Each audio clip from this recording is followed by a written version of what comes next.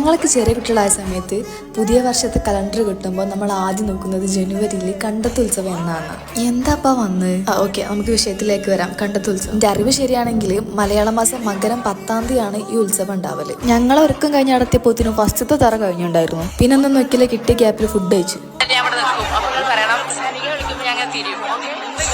അതങ്ങനെ ഒന്ന്. ഇത് അതേപോലത്തെ വേറെ ഒന്ന്. ഇതാണ് കൂട്ടത്തിലെ മെയിൻ ആൾ. ഇവക്ക് ഏറ്റവും കൂടുതൽ പേടിന്റെ ക്യാമറ ഇനിയാണ്. അപ്പൊ അത് കണ്ടതാണ് ഫസ്റ്റ് ഉണ്ടായിരുന്നത് തറ. അത് കഴിഞ്ഞിട്ടുണ്ട് ഏകദേശം. ഇതായി മെയിൻ ആവണോളെ പേരാട്ടോ വൈഷ്ണവി. ഇവക്ക് എപ്പോഴും ഇങ്ങനെ വർത്തനം പറഞ്ഞു കൊടുക്കണം, പക്ഷെ പാവാട്ടോ.